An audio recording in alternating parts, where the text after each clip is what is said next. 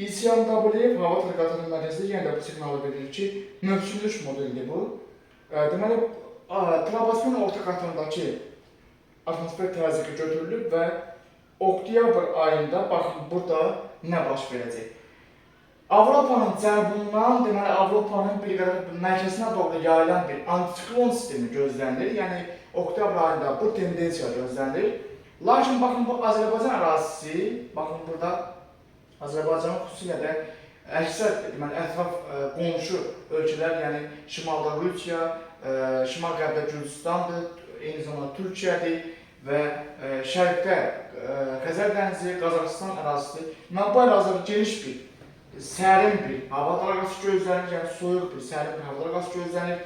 Ekstratropik siklon sistemi, baxın burada işarələnib ki, bu sistem burada aktiv olacaq ki, deməli burada bir soyuma tendensiyası olacaq. Özdə çoxillik göstəricilərlə müqayisədə ciddi bir yağıntıların artması qeyri-sabitdə gözlənilir. Əgər mövsümlük model siqnalı verirsə, deməli burada ciddi bir dəyişiklik olacaq.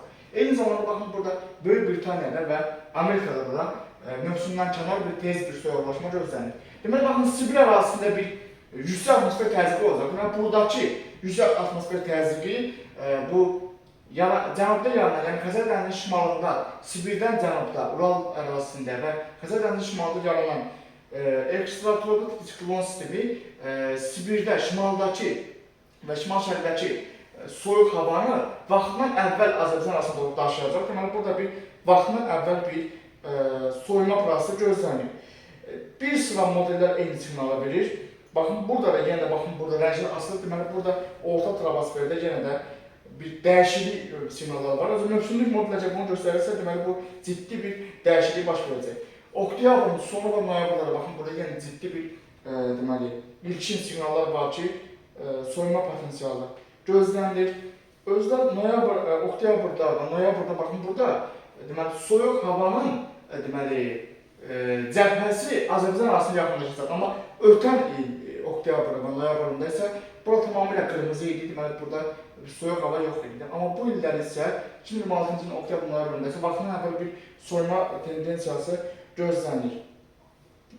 Bu proses baxın troposferin deməli 1100-1400 metr yüksəliyindədir. Yəni eyni bir siqnal gözlənir. Baxın burada yenə bir soyuma tendensiyası var. Bu soyuq daha çox Azərbaycana yaxın olacaq. Deməli bu şimalda isinmə olacaq.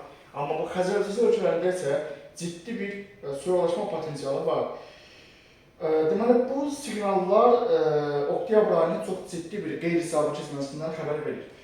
Baxın burada dəniz səviyyəsində atmosfer təzyiqi götürülüb. Yenə də oktyabr, noyabr ayları payız mövsümü və dekabr 2027-ci ilin yanvar ayındakı ümumi tendensiya götürülüb. Baxın burada atmosfer təzyiqi götürülüb. Atmosfer təzyiqi deyil, baxın burada yazılıb. O dəniz səviyyəsindəki atmosfer təzyiqi. Baxın Avropa ərazisindən, deməli Rusiya, bütün bu Azərbaycanın şimalı, Azərbaycanın özü də, baxın burada atmosfer təzyiqinin bir azalma olacaq. Baxın burada ciddi bir azalma gözlənilir və Qazaxıstan da azalma. Deməli bu nə deməkdir? Deməli baxın burada deməli super El Niño təsirləri, baxın sakit okeandan da troposferlə daşınan, yəni bu rütubətli hava axınları, Atlantik okeandan da baxın Avropaya, Avropadan da deməli Avrasiyaya və Xəzər dənizinə doğru rütubətin daşınması və bu sistemlərin orta troposferdəki soyuq hava ilə toqquşması dəyişiklik yaradacaq.